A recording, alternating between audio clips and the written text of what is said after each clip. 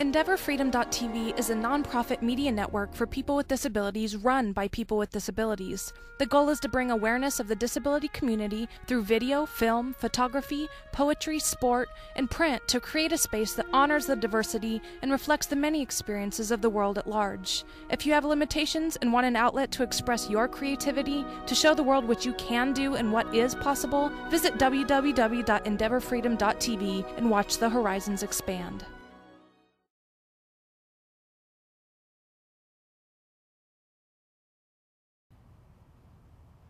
I'm Kristina Shepard, and we're with EndeavorFreedom.tv. I'm here with Simon Illa, and he is a music producer. We're going to talk about his career, his life, and how he got to where he is today. Thank you so much for being here with me, Simon. Thanks for having me. Okay, let's start. You're from Philadelphia, is that right?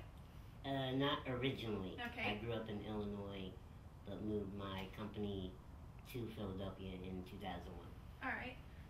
So you've been there for a couple years. Are you planning to move anytime soon?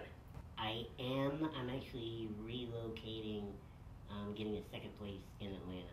Great. Yeah. Well, we're glad to have you. Oh, I'm glad to be here. All right. So talk to me about your journey, about how you began, how you got involved in music in the first place. I think, like anything, it started when I was young. I grew up in a family, there's a lot of music around the house. My father was a musician. It was always something with music. Mm-hmm. My grandmother would sing in the kitchen, albeit not professionally, but she could sing.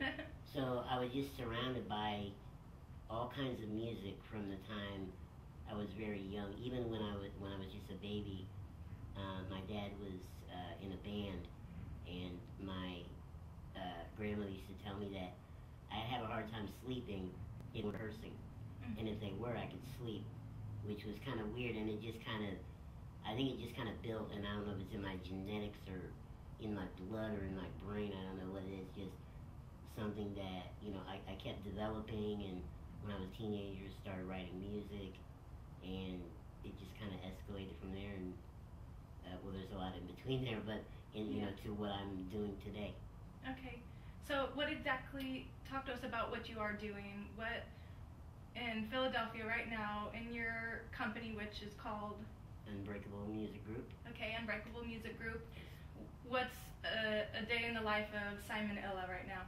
A day in the life of me is, well, I'm an early riser, believe that or not, music industry guy that gets up early. I get up pretty early and, have to get to the office and check emails and messages and a whole lot of that stuff. A good morning full of phone calls, usually either getting or making calls.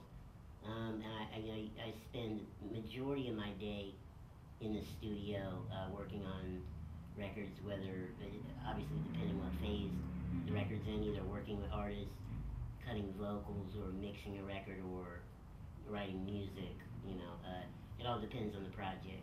But it's always a jam-packed day that's probably a good and easy, 16, 17-hour day, pretty much every day of the week. Wow.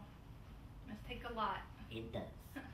All right, so what kind of genres do you work within? I've heard a little bit of your stuff on MySpace and on your website, and I've heard some R&B and a little bit of hip-hop. Is that what you mainly stay in, or do you work outside of those genres as well? I do work outside of those genres, actually more so now. That's kind of what my career was built on, and a lot of my media attention and things have been directed that way, because it has been my focus for a lot of my career. But I have been working with, singer-songwriters, country artists, gospel records, pop records. So I'm really all over the place, and I think, like I had mentioned before, I think being around all kinds of music and just loving music, that's the kind of mind I have creatively. Is I don't just think one way. I can hear a country song and really love it, and that doesn't mean I'm just a country fan. I'm just a music fan. Absolutely. And I go all the way to, even in college I studied classical music, and I love that, you know. And so really right now, my saying is I produce everything except for jazz and classical. Because I leave that to the pros. That's not me. Yeah, great. So, what exactly is your disability, or what people call a disability? It's called osteogenesis imperfecta, or OI for short. Okay, and tell the viewers a little bit about that. What it is? Where, is it you had it at birth? Yeah, okay. It's actually a lack of collagen in the body, which basically results in when the fetus is formed, the bones don't form regularly. You know, they form irregularly, curved and weak. So when you're born and when you're younger, you're susceptible to a lot of fractures, a lot of breaks, and it does slow down as you get older. I'm not sure really exactly when it slowed down for me, but that's, it's, other than that, as long as you maintain a pretty decent, healthy lifestyle, it's not too bad of a thing. Yeah. So do you feel, going off of what you just said, do you feel that it has been more of an obstacle for you, or do you think that it has just added something to who you are? Tell me about it concerning your career and your journey to this point. How has it affected?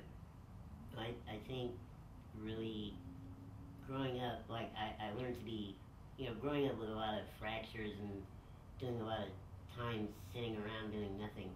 I think I got a lot of patience, and also, not being able to do things exactly like someone else would, and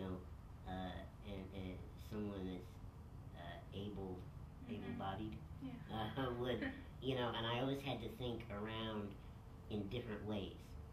So, I always say, there was something that I wanted to get to, and I mean maybe literally or figuratively, and I would find a way. And that's how I've always been. And honestly, I think it's contributed so much to my career, because in this business, you have to be creative.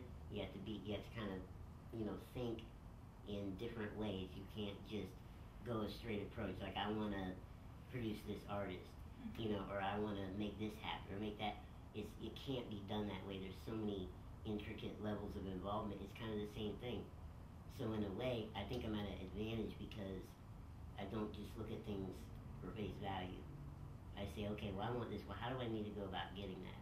Or how do I have to go about getting to that? And it's just kind of led to my, getting better in my craft musically, which has led to more opportunities. So I think, interestingly, and even sometimes I think I even told people, like, I don't think it really had much to do with what I do. I think it does have quite a bit to do with what I do.